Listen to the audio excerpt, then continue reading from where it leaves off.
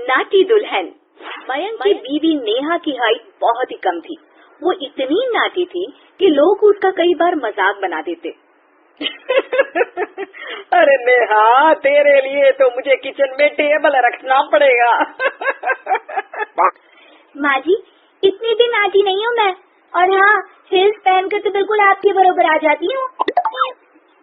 अरे तेरे पापा ने महंगी कार का लालच दे दिया, वरना तो मेरे बेटे के लिए लंबी लंबी लड़कियों की लाइन लगी थी। क्या बताऊं तुझे, कटरीना फैल थी उनके सामने। पर माँ जी, आपका मयंक भी तो हाइट में कौन सा अभिषेक बच्चन की तरह है जो कटरीना मिल जाती। वैसे भी मेरी और इनकी जोड़ी तो राम सीता की जोड़ी है, राम सीता की। एक दिन सभी खाना खा रहे होते हैं, तभी वाह, दाल बहुत अच्छी बनी है, जरा और देना। रुको जी, मैं लेकर आती हूँ, किचन में है, वैसे भी मैं खड़ी ही हूँ। ये सुनकर सास हंसने लगती है। तुम खड़ी हो या बैठी, एक जैसी ही लगती हो। बस कीजिए जी, अभी हिल्स नहीं पहनी है, वैसे भी हिल्स पहनती हूँ तो आपके बराबर ही लगती हूँ। एक दिन नेहा सब्जी लेने बाहर निकलती है तो पड़ोसन कहती है, अरे देखो देखो कितनी नाटी है, मयंक तो दिखने में अच्छा है, हाइट भी ठीक ठाक है, फिर क्या जरूरत थी ऐसी नाटी बहू लाने की। दहेज बहन दहेज, अंधे हो गए थे पैसों के पीछे, अब करे जगह सफाई। दोनों की बात नेहा सुन लेती है और उसे बहुत गुस्सा आ जाता है। आंटी जी, एक बात बताओ, मेरे पापा के पास पैसे हैं, उनको अच्छी लड़की की तलाश थी, ये पसंद आए और शादी हो गई, इसमें मेरा क्या कसूर है जो आप लोग मुझे सुना रही हैं? अरे नहीं नहीं नेहा, हम तो तेरी सास की बात कर रहे थे कि कितनी लालची औरत है। देखिए, वो लालची नहीं है, हाँ उनकी कुछ शौक है जो वो अपने बेटे से पूरा करवाना चाहती है, और देखा जाए तो उसमें उनकी गलती भी क्या है भला।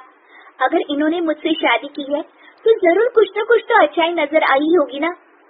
और अब ना तो मैं आपकी बहू हूँ और ना ही आपके रिश्तेदारों को मुझसे मिलना है, फिर ये बात समझ नहीं आई कि आप इतना परेशान क्यों हो रही हैं।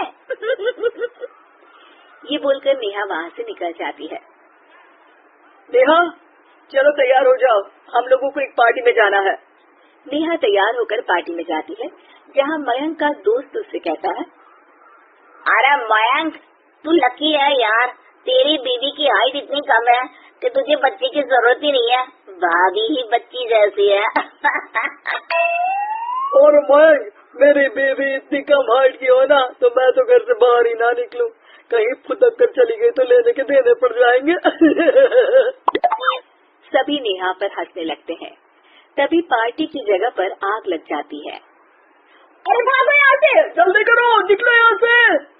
अरे लेकिन बाहर के दरवाजे पर ही आग है, अब कैसे बाहर निकलेंगे, कोई रास्ता भी नहीं है। अरे रास्ता है ना, अगर कोई इस खिड़की से बाहर निकलकर अगर सामने के दरवाजे में आग को बुझा दे तो सब निकल सकते हैं। तभी नेहा उस छोटे से सरोखे से बाहर निकलकर आग को बुझा देती है। अरे वाह, भाभी जी ने तो आज हम सबको बचा लिया। वाह भाई वाह, बीवी हो तो ऐसी, अपने पति ही नहीं बल्कि यहाँ मौजूद सभी की जान बचा ली है इसने। भाई मयंक, माफ कर देना, तेरी बीवी तो सच में कमाल है। मुझे ये बात पता है और मुझे मेरी बीवी पर गर्व है। नेहा मुस्कुराकर अपने पति की तरफ देखती है। कुछ दिनों बाद जब नेहा और उसकी सास मार्केट जाती है, वहाँ पर, अरे भैया, ये कपड़ा तो देना, कितने का पड़ेगा?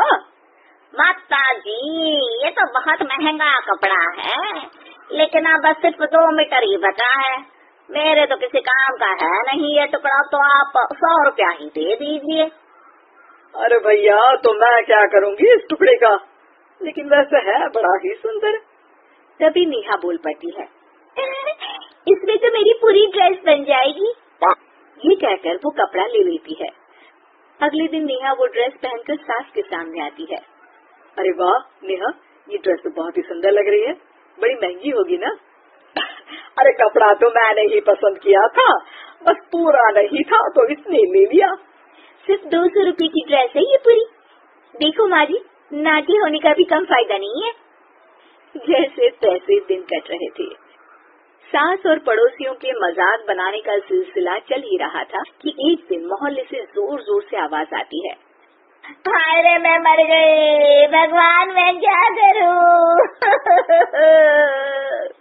अरे क्या हुआ?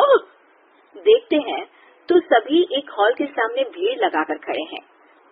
मेरा बेटा प्रिंस गड्ढे में गिर गया है। पड़ोसन जोर जोर से रोने लगती है कि तभी वहाँ नेहा आ जाती है। रोइए मत, मैं प्रिंस को लेकर आती हूँ। ये बोलकर नाटी सी पतली सी नेहा गड्ढे में घुसकर बच्ची को बाहर ले आती है। अब क्या था, एक बार फिर नेहा के लिए पूरा मोहल्ला तालियां बजाता है। मुझे माफ कर दो नेहा, मैंने तुम्हारी हाइट का कितना मजाक उड़ाया था। कोई बात नहीं मौसी, प्रिंस ठीक है, ये बात है। अब वो दिन आता है जब सास नेहा की तारीफ करती है। वाह बहू वाह, तेरी तारीफें सुन सुनकर तो मैं खुश हो गई। आज तो तूने ये साबित कर दिया कि समाज में इंसान अपने रंग रूप और लंबाई चौड़ाई से नहीं बल्कि साहस और हौसले से काबिल कहलाता है। मुझे माफ कर देना बेटा। दोस्तों, हमें उम्मीद है कि आपको हमारी ये कहानी पसंद आई होगी। कृपया हमारे चैनल को सब्सक्राइब करें और सभी अपडेट्स के लिए बेल आइकन जरूर दबाएं। और हाँ, वीडियो लाइक और शेयर करना मत भूलिएगा। Bye bye.